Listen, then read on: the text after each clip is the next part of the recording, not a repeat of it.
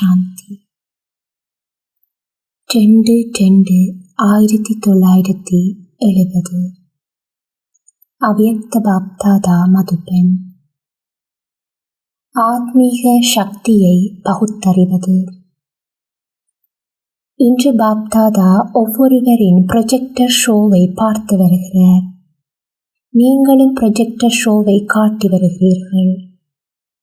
சித்திரங்களை காட்டும் அந்த ப்ரொஜெக்டர் எது? அது உங்கள் ஒவ்வொருவரின் கண்களும் ப்ரொஜெக்டர் ஆகுகின்றன. இந்த ப்ரொஜெக்டர் மூலமாக உலகிற்கு எந்த சித்திரங்களை காட்ட முடிகிறது? அது விஞ்ஞானத்தின் ப்ரொஜெக்டர். இது ஈஸ்வரிய சக்தியின் ப்ரொஜெக்டர். எவ்வளவு ப்ரொஜெக்டர் சக்தியுடையதாக இருக்கிறதோ அவ்வளவு சித்திரங்களும் தெளிவாக இருக்கும். இவ்வாறே குழந்தைகளான உங்களுடைய இந்த திவ்ய நேத்திரங்கள் எவ்வளவு தெளிவாக, அதாவது ஆத்மீகம் நிறைந்துள்ளதாக இருக்கிறதோ அவ்வளவே குழந்தைகளான உங்களுடைய கண்கள் மூலமாக சில சித்திரங்களை பார்க்க முடியும். ப்ரொஜெக்டர் மூலமாக எவ்வாறு தெளிவாக தெரிகிறதோ அவ்வாறே இவை காட்சி தரும். ஆகவே இந்த கண்கள் மூலமாக பாப்தாதா மற்றும் இந்த படைப்பின் ஸ்தூல, சூட்சும மற்றும் மூலவதனம் ஆகிய 3 உலகங்களையும் காட்ட முடியும். எவர் உங்கள் முன்னிலையில் வந்தாலும் உங்களுடைய இந்த கண்கள் மூலமாக சகல சாட்சாத்காரங்களையும், அதாவது தெய்வீக காட்சிகளையும் அடைய முடியும். எவ்வளவுக்கு எவ்வளவு லைட் பிரகாசமாக இருக்கிறதோ அவ்வளவுக்கு அவ்வளவு சித்திரங்களும் தெளிவாக இருக்கும். அந்த பல்ப் எத்தனை பவர், அதை பாப்தாதா எவ்வாறு பார்க்கிறார் என்பது உங்களுக்கு தெரியுமா? உங்களுடைய பல்ப் எவ்வளவு பவர் உடையது என்பதை பார்த்தீர்களா? என்னுடைய ஒளியின் சதவீதம் எவ்வளவு, அது எந்த வகையானது என்று அறிந்துள்ளவர்கள் கரத்தை உயர்த்தவும். நம்முடைய ஆத்மா எவ்வளவு சக்தியுடையது என்பதை எதன் மூலமாக அறியலாம்? ஒளியின் வெளிச்சத்தின் சிறப்பு என்ன? எந்த ஒரு பொருளையும் உள்ளவாறு தெளிவாக காட்டுவதே ஒளியின் குணம். இருட்டில் எந்த ஒரு பொருளும் தெளிவாக தெரியாது. ஆகவே தெளிவற்றதை தெளிவுபடுத்துவது ஒளியின் குணமாகும். இவ்வாறே உங்களுடைய ஒளியின் சதவிகிதத்தை அறிய முடியும். ஒன்று, உங்களுடைய புருஷார்த்தத்தின் வழி தெளிவாகும், முயற்சியின் வழி தெளிவாகும், அதாவது லைன் கிளியர். இரண்டாவது, உங்களுடைய எதிர்காலத்தின் அந்தஸ்து, பதவியையும் தெளிவாக காணலாம். மூன்றாவது, எவருக்கு சேவை செய்கிறீர்களோ அவருடைய ஒளியும் சக்தியுடன் விளங்கும். இதனால் அவருக்கும் தமது பாதை எளிதாகவும் தெளிவாகவும் தெரியும். அவரும் தன்னுடைய புருஷார்த்தத்தில் சகஜமாக முன்னேறி வர முடியும். அவர் சென்றடைய வேண்டிய இடத்தையும் தெளிவாக பார்ப்பார். அவ்வளவு ஒளியின் சதவிகிதம் அதிகமாக இருக்கும். இவ்வாறே சகல விஷயங்களையும் அவர் தெளிவாக காண முடியும். ஒளியின் சதவீதம் குறைவாக இருந்தால் அவருடைய புருஷார்த்தம் தெளிவாக இருக்காது.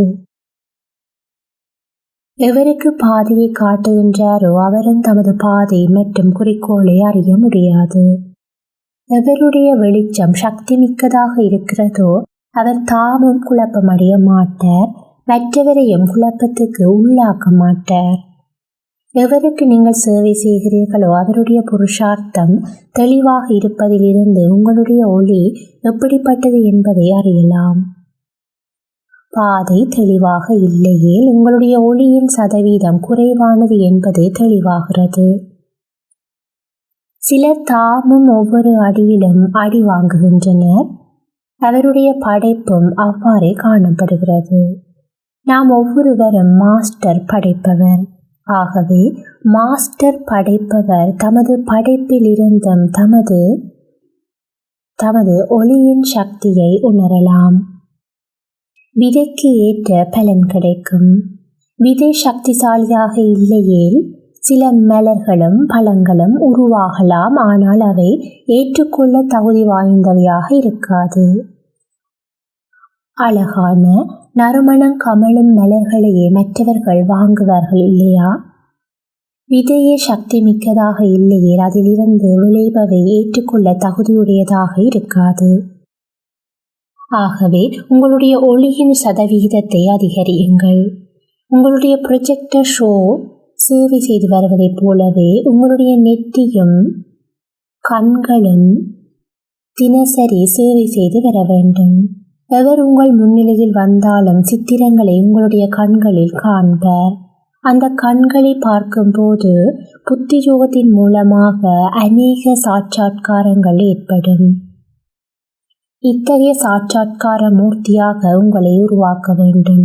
எவர் சதா சாட்சி ஸ்திதியில் நிலைத்திருக்கிறாரோ அவர்தான் சாட்சாத்கார மூர்த்தியாக முடியும். அவருடைய கண்கள் ப்ரொஜெக்டர் ஷோவை போன்று செயலாற்றும். அவருடைய நெற்றி சதா பிரகாசத்துடன் காணப்படும். கோலி பண்டிகைக்கு பிறகு சிலைகளை உருவாக்குகிறார்கள் அல்லவா? தேவதைகளை அலங்கரித்து நெற்றியில் பல்ப் பிரகாசிக்கும்படி செய்கின்றனர். கோலி பண்டிகைக்கு பிறகு சிலைகளை உருவாக்குகிறார்கள் அல்லவா? தேவதைகளை அலங்கரித்து நெற்றியில் பல்ப் பிரகாசிக்கும்படி செய்கின்றனர். இவ்வாறு ஏன் செய்கின்றனர்? அது எக்காலத்தின் நினைவு சின்னம், இக்காலத்துக்கானது. பிறகு உங்களுடைய நினைவு சின்னத்தை உருவாக்கி வருகின்றனர்.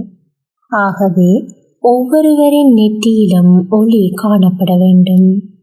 விநாச காலத்திலும் இந்த ஒளி உங்களுக்கு மிகுந்த உதவி செய்யும். கெட்ட எண்ணத்துடன் சிலர் உங்களை அணுகுவார்கள். அவர்கள் இந்த உடலை காணாமல் பிரகாசிக்கும் இந்த பல்பையே காண்பார்கள். மிகுந்த பிரகாசமான ஒளி கண்கூச செய்யும் போது சிறிது நேரத்துக்கு வேறு எதுவும் காண முடியாது. அவ்வாறே உங்கள் கண்கள் ஒளி மிகுந்த பிரகாசமாக இருந்தால் உங்களுடைய தேகத்தை பார்த்தாலும் அது அவர்களுடைய பார்வையில் படாது. தேகத்தையே காண முடியாவிட்டால் அவர்களுடைய தமோ கீழான குண திருஷ்டி பார்வை மற்றும் மனோபாவம் அழிந்துவிடும். இத்தகைய பரீட்சைகள் வரப்போகின்றன. சகலவிதமான பரஸ்திதிகளையும் கடந்து செல்ல வேண்டும். இந்த குழுவிற்கும் வேடிக்கையான ஒரு பெயர் சூட்டப்பட்டுள்ளது. இந்த விஷயத்தின் மீது இன்று சூட்சும வதனத்தில் ஒரு உரையாடல் நடைபெற்றது. மூத்த சகோதரிகள் பாப்தாதாவின் சிரங்கள். இந்த ஆசிரியைகள் அவருடைய கால்கள் என்று விளையாட்டாக சிலர் குறிப்பிட்டனர்.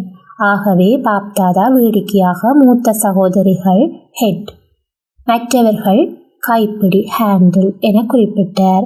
ஒரு மோட்டார் இந்த கைப்பிடி இல்லையில் வேலை செய்யாது. கைப்பிடி மூலமாகவே ஒரு மோட்டாரை ஸ்டார்ட் செய்ய முடியும். இவ்வாறே இந்த ஹெட்டும் கைப்பிடி மூலமாகவே சேவை செய்ய முடியும். ஆகவே இந்த குழு கைப்பிடி குழுவாகும். இந்த கைப்பிடி இல்லையில் ஹெட் எக்காரியத்தையும் செய்ய முடியாது.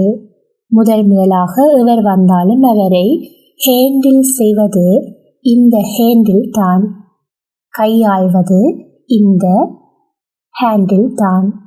ஆகவே உங்களுக்கு இவ்வளவு பெரிய பொறுப்பு இருக்கிறது. கைப்பிடி ஹேண்டில் ஆகிய நீங்கள் இல்லையே சேவை நடைபெறாது. ஆனால் இந்த கைப்பிடி ஒருபோதும் ஹெட்டை கட்டுப்படுத்த முயலக்கூடாது. ஹெட்டுக்கு கரங்களாகவே நீங்கள் இயந்து வர வேண்டும். பாப்தாதாவுக்கு வலது கரங்களும் உள்ளன, இடது கரங்களும் உள்ளன. வலது கரத்துக்கு அதிக பலம் இருந்தாலும் அது கரம்தான், சிரம் ஆவதில்லை.